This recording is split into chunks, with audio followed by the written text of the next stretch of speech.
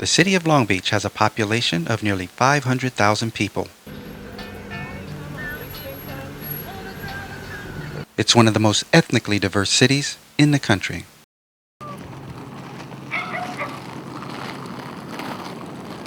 At 50 square miles, there's a little over 1,000 miles of streets and alleys. And Jorge Rivera plans on covering every one of those miles by running. A local activist with a deep-seated desire to make an impact on his community, Jorge came up with this idea, ironically enough, when he was very sick. And I was barely able to walk when this idea popped into my head. He recently sat down with Sunday morning correspondent Isabel Nowak for an interview. It just seemed so incongruent with the way I was at that moment, barely able to walk, and here I am thinking of running every street in the city. So the incongruency just made it stick out in my mind, and I just sat with it. And it continued to grow. It turned into an opportunity for me to do something greater with it than just running, just to be able to say that I ran every street in the city. And now I saw it as a platform to be able to enact positive social change. What that looked like at the time, I didn't know, but I felt like this would be such an attention getter that I can do something with that attention that I'm grabbing. After sharing his plan with others, a more focused objective began to emerge. What I want to get out of it is I want to be able to educate people. I want to be able to educate residents, not only on the history of Long Beach, but of the current happenings of Long Beach, the current state of Long Beach, what's really going on, and what can we do as individuals, as residents, to improve the city, to make it better. How can we come together and really enact positive social change. Wow, so this is not just to show off your running skills and show how far you can No, it's not. And Soul Searching Long Beach was born, where one of his stated goals is to travel through Long Beach's many neighborhoods, connecting and weaving them into a diverse tapestry that strengthens relationships between neighbors. Bringing people together, strengthening relationships, helping others. This self-appointed role of caregiver is more than a short-term goal for Jorge. The realization was slow in coming, but he now believes it's a role he was born to play. My mom and dad, they always fought. And so my mom was always crying. And I have two older siblings and one younger brother. But out of everybody, my mom would always come cry to me. You know, the earliest memory that I have was when I was 4 years old. And when you were 4 years old, your mom came to you and she was the one crying. Right. So she was looking to you for comfort. A 4-year-old. I'm assuming that that's what she was looking for, or maybe she just needed somebody to cry with. And for the longest time, I felt resentful toward my mom because I felt that she placed me in a position that forced me to grow up quicker than I should have. Right. But I don't feel the same way anymore. I now believe that she came to me because she felt comfortable with me, that I wasn't turned into a caregiver because of her, that I was born a caregiver. Still, the path that led to this realization was, in his words, riddled with tragedy. My father was an alcoholic, and he was emotionally distant. He was emotionally absent, I should say. Not even distant, he was absent. And my father was very physically abusive as well as emotionally abusive. Towards everybody. Yeah, we all got it. In addition to the constant abuse by his father, Jorge was sexually molested by a close relative when he was 6 or 8 years old, a memory he managed to repress for more than 10 years. And so when these memories resurfaced, it was during a time where so much was going on in my life, in my personal life. My parents were getting divorced, and me being the only child that was close to either of them, I was the one that was caught up in the middle.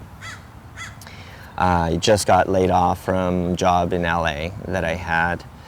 My girlfriend from high school that I was with for 4 years, we just broke up.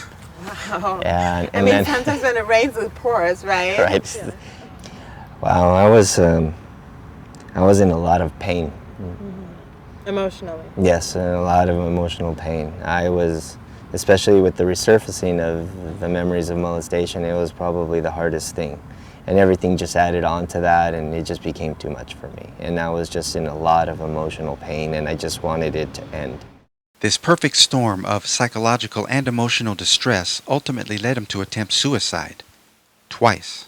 After the second attempt, he was admitted to the hospital. Were you not scared? Yes. Did you try to hold on to something? Did something inspire you to not do it a third time? Actually something happened at the hospital that actually changed my life. Okay. But I was sitting there, and this woman just kept on gabbing and talking, and I was just so annoyed. I didn't even want to listen. I didn't even respond. I just wanted her to go away, to be quite honest. I just wanted her to go away and to leave me alone. But she kept on talking, and so after a couple of days they released us, and they were releasing her at the same time that they were releasing me, and she was just before me. And she checked out, she signed out, and she started to walk out, and then she turned around and she saw me. And then she ran back and she gave me a hug and a big old kiss, and she said, "Thanks for listening." And then she walked away. And at that moment in my life, I realized that my life had purpose. Even though I didn't want her there, as much as annoyed as I was with her being there, the fact that I just was sitting there and I listened to her was enough for her. Right. And so regardless of what state of mind I was in, my just being present did something for her. And that's when I knew that I had to find out what my purpose was. Jorge went to school, studied psychology, and became a social worker. However, there were still more bumps and detours in the road ahead. He became a real estate agent with his eye on the greater good. I saw this as a means to an end for me, because I have always had the desire to open up my own community center and to have something local. And so I felt that this might be a good stepping stone in building up the capital to be able to fulfill that dream, or to take a step closer to that dream. But like the best laid plans of mice and men, this one went awry real fast. He was making over $100,000 a year. The success, the parties, and the good times caused him to lose sight of his goals. And when the bubble that was the housing market burst, it all came crashing down. While his position today is less than rosy, Jorge continues to stay focused on his goals. What are you doing now besides this amazing project? Well, currently I'm technically unemployed, I guess, if you will. I do have a couple of farmers markets that I manage. It's the Greener Good Farmers Markets. I'm focusing on what are referred to as the food desert areas of the city. So I have one on Saturdays on West Long Beach, and then I have one in North Long Beach, and hopefully trying to open one up in Central Long Beach as well. And Jorge is taking the steps to get the word out. On the Soul Searching website, he'll often post a map of the route he's planning to run. Each route, on average, is about 5 miles, so as not to overwhelm anyone who'd like to join him on one of his excursions. And with the GoPro camera strapped to his forehead, or with his cell phone, Jorge will stop and interview anyone willing to speak to him. A recent article named me the messenger. I'm trying to give a voice to the people so that they can voice what it is that they want. And at the same time, I'm trying to build relationships among neighborhoods, because we have such a diverse population, and we pride ourselves on the diversity of the city of Long Beach, but yet we have such segregated pockets of neighborhoods. So what I want to do is I hope to bridge the gap. So when people start to hear that in different parts of the city they're dealing with the same things, or they have the same concerns, or they have the same likes, maybe we'll be able to start bridging those gaps between our neighborhoods.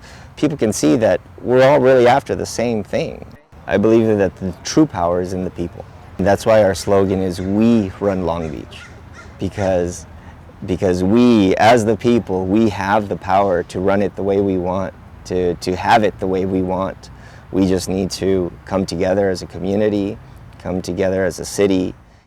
The The soul-searching project, more than a quest with specific goals, is also a journey of discovery, a discovery of self and of community. The project has since expanded to include artworks and historical landmarks encountered along the way. He has a team to help manage that part of the project. Some members of the team include Scotty Hinkie, project manager, Joanna Alpizar, their roller skating historian, as well as Laura Marin and Damien Apunte, who are co-directing a documentary of Jorge's adventure. We want to make sure that we not only look at the issues and some of the disparities in Long Beach, but also the practical solutions. What can I do? What can you do, to help yourself, but to help Long Beach, as a city. The film will be completed in the summer of 2015. As it is, our last shooting day is going to be in October 2014. At the Long Beach Marathon, The Long right? Beach Marathon, yeah. After that, it's going to be another 6 to 8 months of post-production. Once we do that, it's probably going to be another year of just screenings within Long Beach. What can you tell people right now?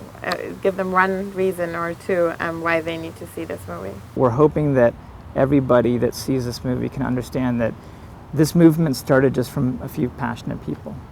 Like any movement does. Right. What we're trying to do is create a great strategy that other people can follow too and implement this strategy. And again, we're finding out the rights and wrongs, but I truly believe if somebody watches this film, at the bare minimum, they'll be inspired. Whether it's to change their own life, whether it's to change their own community, I truly believe that people will be inspired after seeing this. Their aim is high, their mission noble. However, aspirations don't always guarantee success. Any long-distance runner will tell you, the road is long and the trek is lonely. Yet they forge ahead toward their goal with single-minded resolve. Long before he started running, Jorge Rivera has been on a personal trek of self-discovery, and it has brought him here. I feel grateful. And I believe that if I feel grateful now, then I have to be grateful for everything that has happened to me in my life. That includes my childhood, that includes the abuse, it includes everything that has happened. I can't regret any of what's taken place because it's the whole butterfly effect theory. If anything was different, then I wouldn't be sitting here happy right now. Right. And I like where I'm at in my life. I like how I feel. I like what I believe. I like how I'm living my life. By default, I have to be happy for that. Like the needle that pulls the thread, Jorge weaves his way through this diverse and disparate tapestry in the hope that, for himself and for all of us, it will all come together in the end. Uh-oh, you can't miss that little piece. It's gotta be legit. There you go. All right. Thanks for keeping it real.